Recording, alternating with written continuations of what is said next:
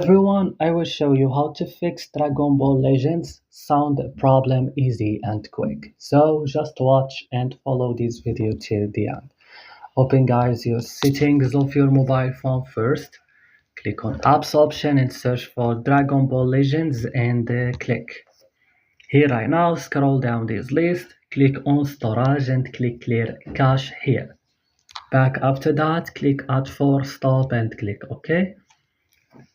Go to Play Store or App Store and update Dragon Ball Legends. Restart guys your phone when you finish and that's all. Don't forget to like and subscribe and see you in another tutorial.